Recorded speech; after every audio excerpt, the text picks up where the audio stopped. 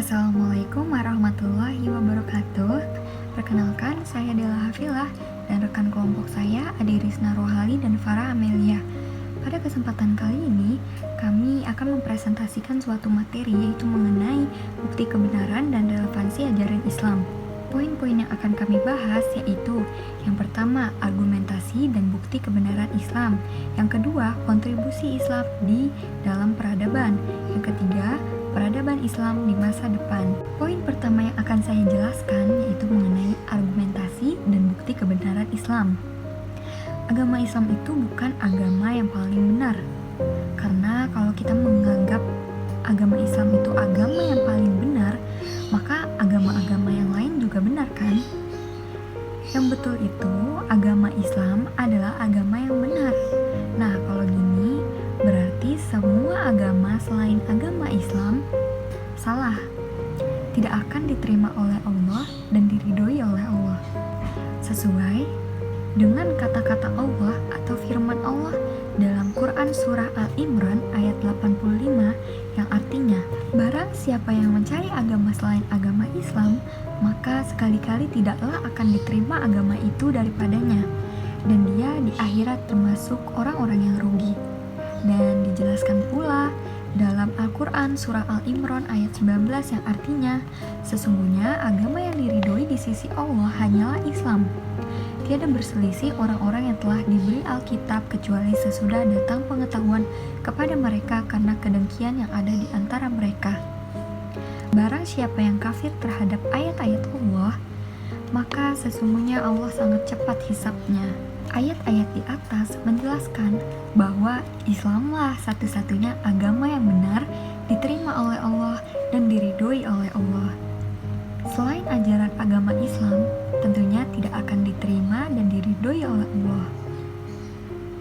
Lalu, apa sih yang membuktikan bahwa agama yang benar? Tentunya kita harus memiliki bukti yang kuat kan untuk membuktikan semua itu. Bukti yang pertama yaitu agama Islam memiliki sejarah yang jelas. Satu-satunya agama yang diturunkan oleh Allah Subhanahu wa Ta'ala dari manusia pertama seperti Nabi Adam alaihissalam sampai Nabi Muhammad sallallahu alaihi wasallam hanyalah Islam. Agama Islam yang dibawa nabi-nabi ini isinya adalah perintah untuk menyembah atau beriman kepada Allah dan beriman kepada semua yang Allah suruh untuk imani, termasuk para nabi dan rasul. Yang kedua, Al-Quran merupakan satu-satunya kitab suci yang tidak pernah diubah oleh manusia. Agama-agama selain Islam telah dicampuri tangan oleh manusia. Poin yang pertama yaitu Al-Quran diturunkan dan dijaga langsung oleh Allah. Artinya, keaslian Al-Quran ini dijaga langsung oleh Allah Subhanahu wa Ta'ala. Poin yang ketiga, agama Islam memberikan keterangan yang harus dipercayai tanpa harus melakukan penelitian karena sudah pasti benar. Contohnya yaitu proses penciptaan manusia yang terdapat di dalam Quran Surat Al-Mu'minun ayat 12-14 yang artinya, dan sesungguhnya kami telah menciptakan manusia dari suatu saripati yang berasal dari tanah. Kemudian kami jadikan saripati itu air mani yang disimpan dalam tempat yang kokoh yaitu rahim. Kemudian air mani itu kami jadikan segumpal darah. Lalu segumpal darah itu kami jadikan segumpal daging. Dan segumpal daging itu kami jadikan tulang berulang. Lalu tulang berulang itu kami bungkus dengan daging. Kemudian kami jadikan dia makhluk yang berbentuk lain. Maha suci Allah, pencipta yang paling baik. Yang keempat, melalui bukti ilmiah. Kalian tahu nggak ini peristiwa apa namanya? Ya betul, namanya adalah fenomena haloklin, di mana air laut tidak bisa berbaur satu sama lain, yang dipengaruhi oleh tegangan permukaannya, perbedaan densitas atau massa jenis, kadar garamnya, maupun kerapatan airnya. Nah, fenomena ini ditemukan jauh sesudah ayat Al-Quran mengenai fenomena ini turun, yaitu dalam surah Ar-Rahman ayat 19-20, yang artinya dia membiarkan dua laut mengalir yang kemudian keduanya bertemu. Di antara keduanya ada batas yang tidak dilampaui masing-masing. Yang kedua adalah kontribusi Islam dalam peradaban. Islam dalam menegakkan peradabannya tidak hanya memperhatikan satu sisi saja, yaitu kehidupan dunia, tetapi Islam juga memperhatikan prinsip untuk pencapaian kebahagiaan di akhirat dengan cara menanamkan ajaran yang bermoral dan santun dalam memandang berbagai aspek di kehidupan dunia. Proses islamisasi di Asia Tenggara berbeda dengan proses islamisasi di kawasan lainnya seperti Turki dan Persia, yaitu dengan menggunakan militer. Proses islamisasi di Asia Tenggara ini menggunakan cara yang damai, yaitu tidak terlepas dari pembawanya, pedagang, pengembara, dan guru-guru. Munculnya Islam dalam peradaban ditandai oleh dibangunnya Perpustakaan Baitul Hikmah. Perpustakaan Baitul Hikmah dibangun pada masa kekuasaan Daulah Abbasiyah yang dipimpin oleh Khalifah Al-Mansur. Khalifah Al-Mansur adalah khalifah pertama yang memperhatikan perkembangan ilmu pengetahuan dengan cara menyebarluaskan intelektualnya ke berbagai macam negara untuk dikumpulkan dan diterjemahkan. Sejarah Islam dalam peradabannya dibagi menjadi 3 periode, yaitu periode klasik, periode pertengahan, dan periode modern. Yang pertama adalah periode klasik. Periode klasik ini merupakan pencapaian kemenangan Islam. Yang pertama adalah dengan dapat dikuasainya Irak pada tahun 634 Masehi, yang kemudian meluas hingga ke Suriah.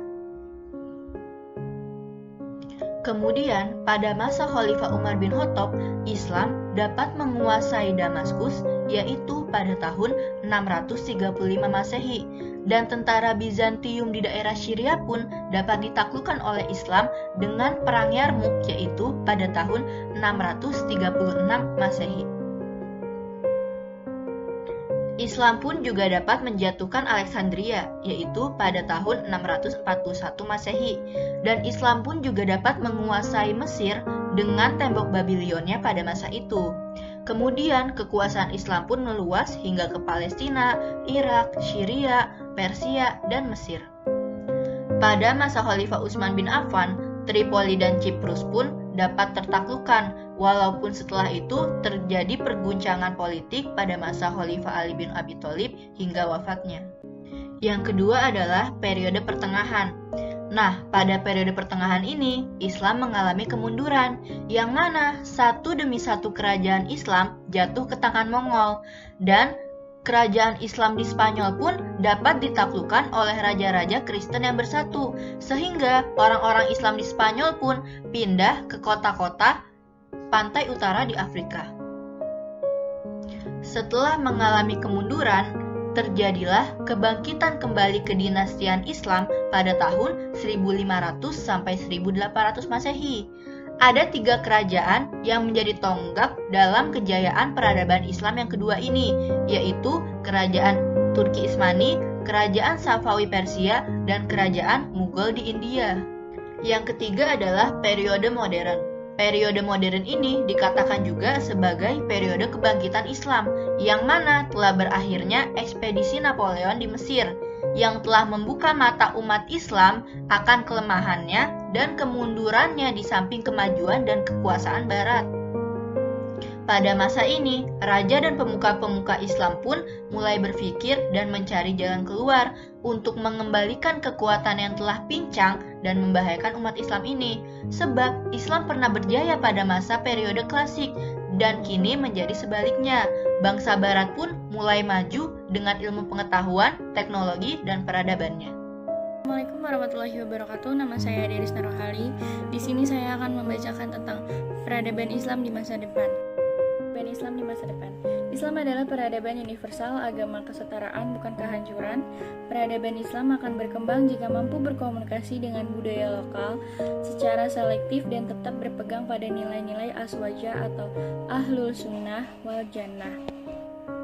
Nilai-nilai peradaban Islam meliputi 1. Nilai rabiah atau nilai ketuhanan, 2. Nilai insaniyah atau nilai kemanusiaan, 3. Nilai wakiyah atau nilai praktis, 4. Nilai wasatiyah atau nilai modernisasi Islam, yang kelima nilai tawazun atau nilai keseimbangan, yang keenam ada nilai sabat atau nilai ketetapan, dan yang terakhir ada nilai murunah atau nilai fleksibilitas.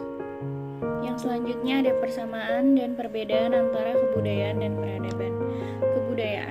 Kebudayaan dalam bahasa Arab adalah sakofah, dalam bahasa Inggris adalah kultur, sedangkan dari bahasa Sangsekerta, budaya yang merupakan bentuk jamak dari kata budi yang berarti budi atau akal.